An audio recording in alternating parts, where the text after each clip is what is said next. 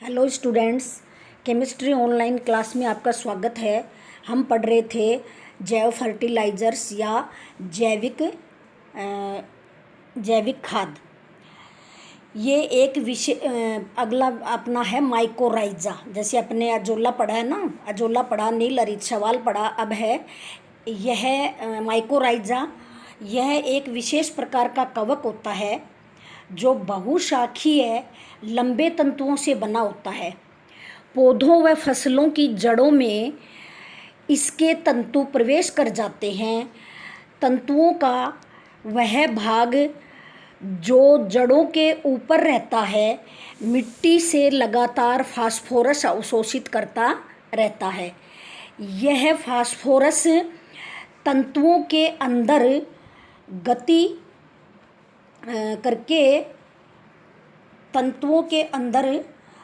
करके पौधे की जड़ के क्षेत्र में पहुंच जाता है।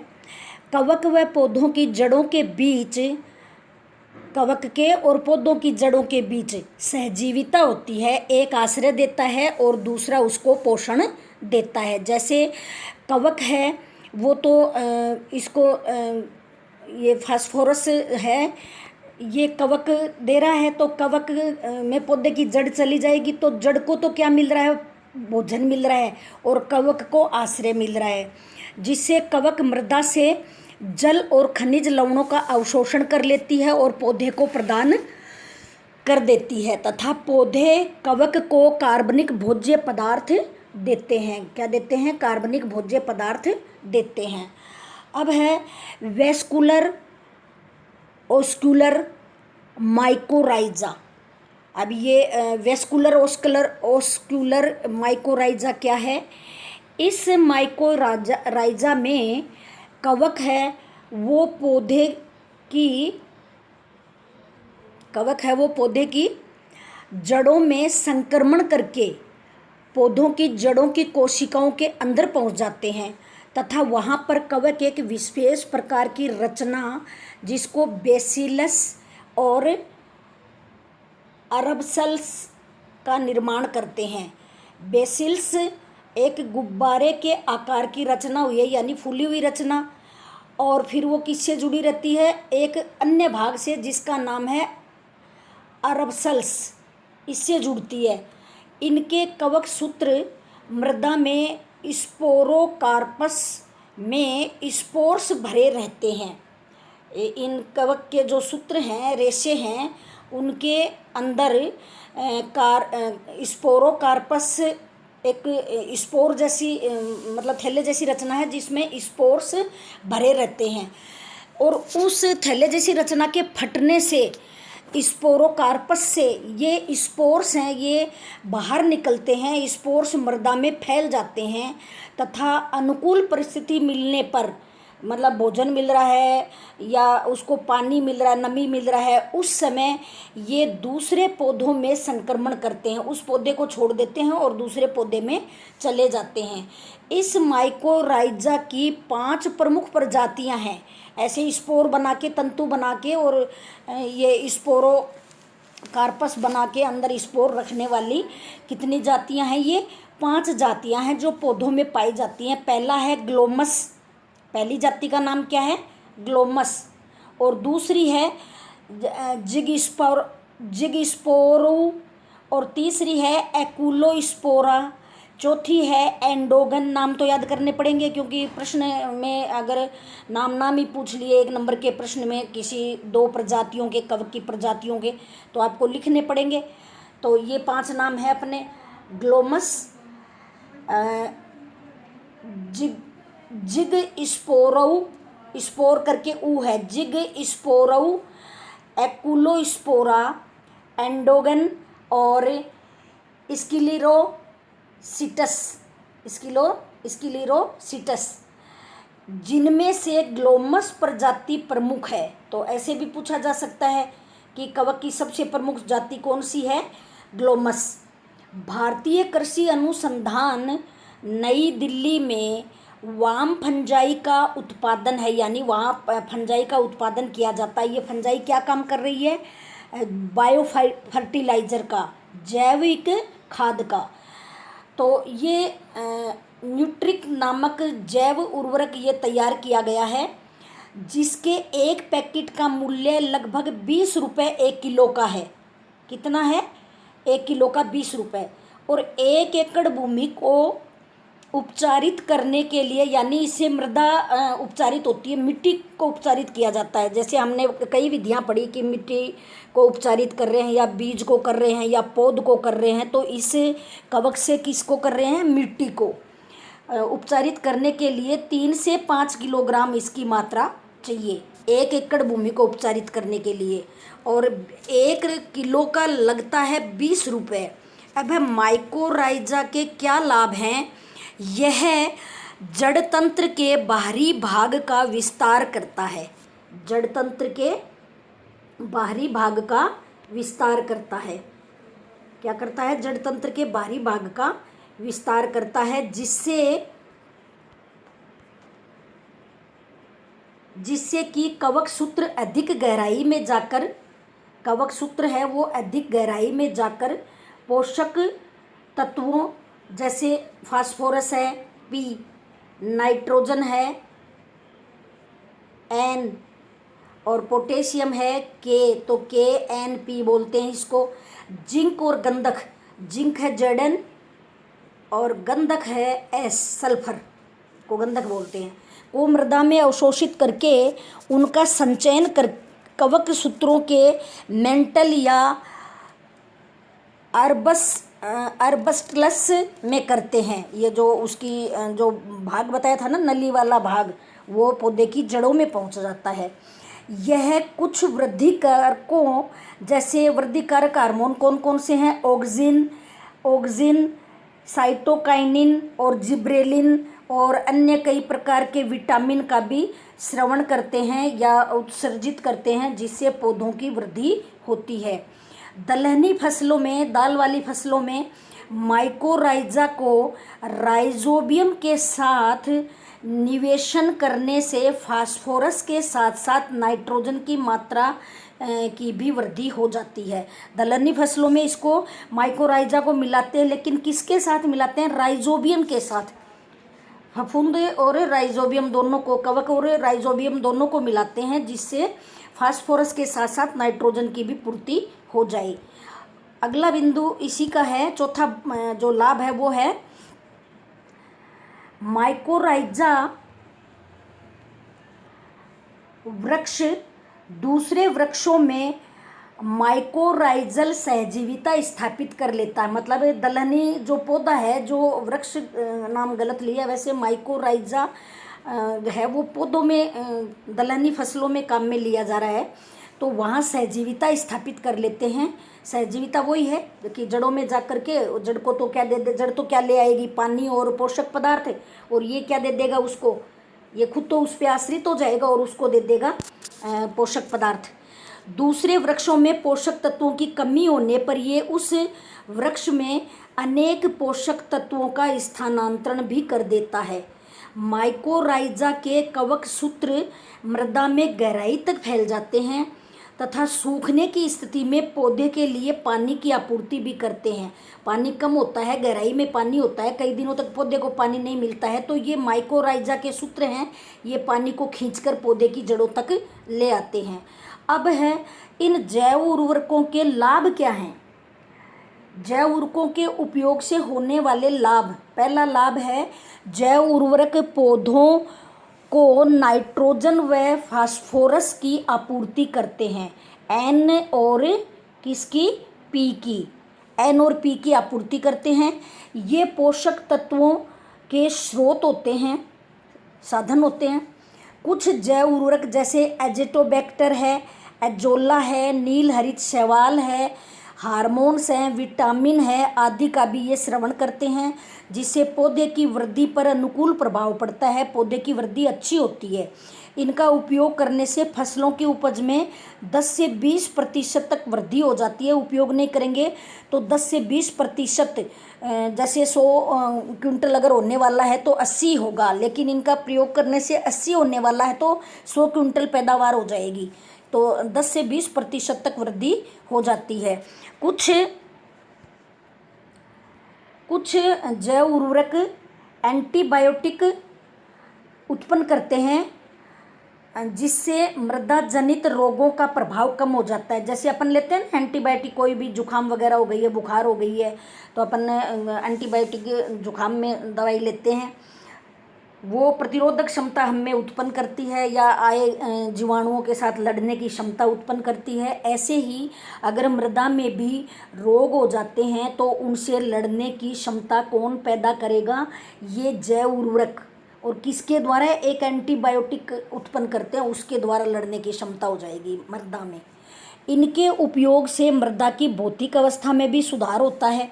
नील हरित शैवाल, एजोला नाइट्रोजन के अतिरिक्त सूक्ष्म पोषक तत्व जैसे केएनपी है, तो केएनपी के अलावा ये मुख्य तत्व हैं। केएनपी तो सीएचओ है वैसे मुख्य है, और ये है सेकेंडरी, द्वितीयक। पहला तो है कार्बन, हाइड्रोजन और ऑक्सीजन, मूल रूप से तो ये पाए जाएंगे पौधे में, और सेकेंडरी रूप में केएनपी, के एन और पी। और ये है सूक्ष्म मात्रिक, लोहा, तांबा, मैग्नीज और जस्ता।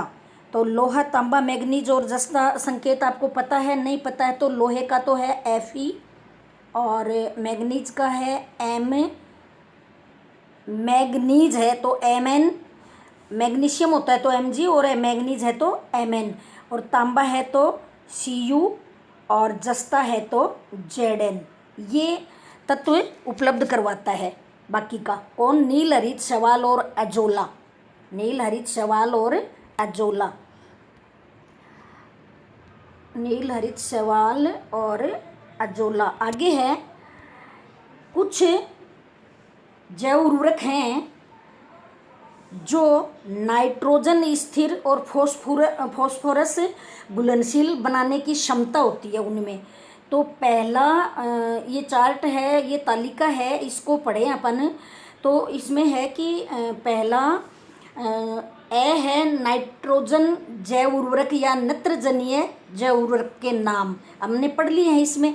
अब दूसरा बिंदु इसका है नाइट्रोजन स्थिर क्षमता, कितने किलोग्राम या कितने वर्ष तक कितने किलोग्राम या कितने हेक्टेयर भूमि को नाइट्रोजन स्थिरीकरण करता है ये। फिर कौन सी फसल में करता है और कितनी फसल की उत्पादकता बढ़ती है, कौन सी फसल को काम में लेंगे, मतलब किस फसल में इसका उपयोग करेंगे। तो नाइट्रोजन युक्त हमने पहला पढ़ा था राइजोबियम कल्चर। क्या पढ़ा था? Rhizobium culture. तो राइजोबियम जो कल्चर है वो 250 से 300 किलोग्राम हेक्टेयर, किलोग्राम बोल दो या हेक्टेयर भूमि को नहीं नाइट्रोजन को स्थिरीकृत कर देगा, और दलहनी फसलों को इसको काम में लेंगे। किस में लेंगे? दलहनी में। और 0 से लेके 60% तक ये उत्पादन को बढ़ाता है।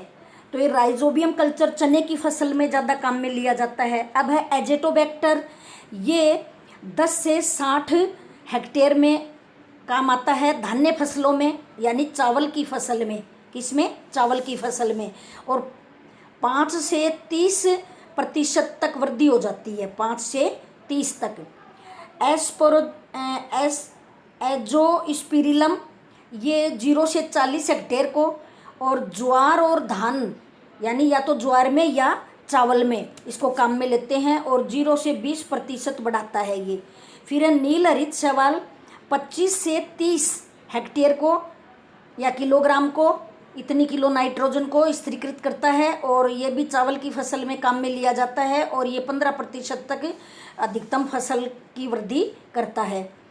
फिर है एजोला।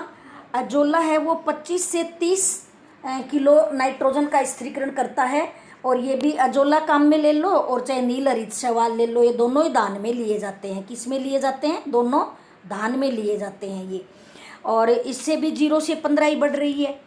फिर है फास्फोरस जैव उर्वरक कौन से हैं? PSB कल्चर, और एक है माइकोराइजा जिसको हम वाम भी कहते हैं। क्या कहते हैं? वाम। तो PSB का नाम अपन पढ़ रहे थे उस समय, तो मेरे को ध्यान में था, अभी मैं देख के बताऊंगी आपको कि 20 से 25 सभी फसलें हर फसल में डाल सकते हैं इसको। कौन सा कल्चर है ये? PSB। इसमें सभी फसलों में ये डाला जा सकता है और 20 से 30% तक की वृद्धि करता है। ऐसे ही माइकोराइजा या वाम है, उसको ये कितना किलो नाइट्रोजन को करेगा स्थिरीकृत? 15 से 20 को। और मक्का में, धान में, गेहूं में, अलसी में, प्याज में, तो कहने का मतलब है अनाज में भी, और इसमें धान और ये चावल, गेहूं, मक्का, ये तो अनाज हो गए, और प्याज हो गई अपनी सब्जी, तो इसमें 20 से 30% बढ़ोतरी करता है। अब है सारणी जो अपन ने पढ़ी है, ये तो है अपनी जैव उर्वरक हैं जो नाइट्रोजन या फास्फोरस को घुलनशील बनाते हैं और फिर पौधे की क्या करते हैं, फसल की वृद्धि को बढ़ाते हैं। अब जैव उर्वरकों के प्रयोग करने की सावधानी भी है, और उससे पहले एक तालिका और है, विभिन्न दलहनी फसलों की नाइट्रोजन स्थिर करने की क्षमता। लूसर्न फसल है, लूसर्न, और ये कितने किलोग्राम नाइट्रोजन का स्थिरीकरण करती है? 100 से 300। तिपतिया भी एक फसल है, क्लोवर जिसको बोलते हैं, 100 से 150। मोठ है 37 से 196। तो अगली फसल जब हम इस पे बोते हैं तो वो अच्छी होती है, क्योंकि उस फसल में क्या हो गया है, नाइट्रोजन स्थिरीकरण हो गया है। मैंने बताया ना, कई 1 से 2 साल तक काम करता है, जबकि रासायनिक खाद केवल उसी फसल पे काम करती है, बाद में काम नहीं करती है। ऐसे ही है मटर में 46 किलोग्राम नाइट्रोजन का स्थिरीकरण। मैसूर की फसल करती है 35 से 100। सौंफ करती है 44। सोयाबीन करता है कम से कम 49 और ज़्यादा से ज़्यादा 130। फिर अगला है लोबिया। सोयाबीन के बाद है लोबिया, तो लोबिया 80 से 125 किलोग्राम नाइट्रोजन का स्थिरीकरण। उड़द करती है 50-55 के लगभग। चना करता है 85 से 110, यानी राइजोबियम होता है चने की फसल में, तो वो देखो कितना करता है, 85 से 110। आया नहीं होगा अभी तक, आया है, यही आया है 80 से लेकर 125। लोबिया और अरहर यानी दलहनी ज़्यादा करती हैं। फिर है सेम 3 से लेकर 57। मूंगफली है वो 50 से लेकर 206 किलो नाइट्रोजन का स्थिरीकरण, और मूंग है वो करता है 50 से 66। तो जैसे ही हम दलहनी और ये फसल बोते हैं, तो अगली फसल में हमें इन पे खाद्य अनाज वाली फसल बोनी चाहिए, खाद्य अनाज वाली, क्योंकि ये कौन सी फसलें हैं, ज़्यादातर दलहनी फसलें। अब अगला बिंदु अपना है कि ये कल्चर है, इसको हम प्रयोग करते समय क्या सावधानी बरतेंगे, कल्चर को प्रयोग करते समय क्या सावधानी बरतेंगे? जीवाणु कवक जीवाणु कल्चर किसी भी मान्यता प्राप्त संस्थान से ही खरीदें। हमें किससे खरीदना है? किसी मान्यता प्राप्त संस्थान से। और पैकेट पे अंतिम तिथि लिखी होनी चाहिए, और फसल का नाम भी लिखा होना चाहिए कि कौन सी फसल में डालना है। कल्चर का भंडारण है वो गर्मी में नहीं रखें, उसको ठंडे स्थान पे रखें। पैकेट पे लिखे हुए दिशा निर्देशों का डालने से पहले अच्छी तरह से पढ़कर पालन करेंगे।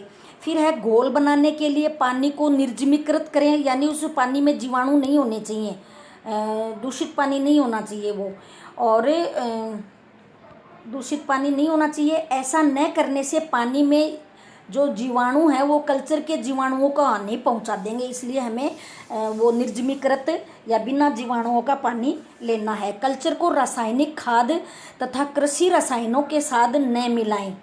रासायनिक खाद और कृषि रसायन को बिल्कुल काम में नहीं लेना है।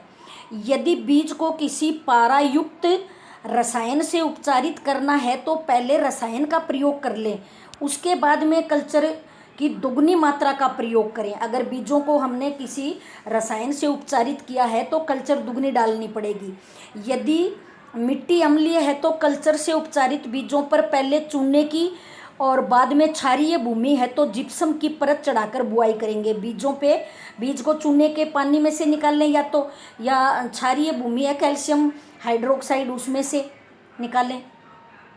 पैकेट को उपचारित करते समय ही खोलना चाहिए। पहले से खोल देंगे तो बीज हैं वो काम नहीं करेंगे बाद में, मतलब ये कल्चर है काम नहीं करेगा। उपचारित बीजों को तुरंत बो दें, ज़्यादा देर धूप में नहीं रहने दें। और उपचारित बीज तथा मृदा रासायनिक उर्वरक सीधे संपर्क में नहीं आ पाए, यानी रासायनिक उर्वरक और बीज है वो सीधा संपर्क में नहीं है, एक साथ मिलाकर नहीं डालें, अलग अलग बुआई करनी है इसकी। उसको उपचारित करके अलग बोना है बीज को और खाद को अलग से बोना है। अतः रासायनिक उर्वरकों का प्रयोग बुआई के समय न किया जावे। आगे ये बिंदु ख़त्म ही हो गया लगभग, 2 बिंदु और हैं। हरी खाद के लिए प्रयोग में होने वाली फसलों को 2 मुख्य श्रेणियों में बांटा है। पहला है दलहनी फसल, सनई और ढेंचा, मूंग, उड़द, ग्वार, लोबिया, नील, बरसिम, सेंजी और सोयाबीन और रिजका आदि दलहनी फसल हैं जिसमें हम हरी खाद का उपयोग कर सकते हैं। दूसरी है अदलहनी फसल, जैसे राई, जौ, जई, तोरिया, सरसों, मक्का, ज्वार और सूरजमुखी। आज इतना ही करेंगे। धन्यवाद।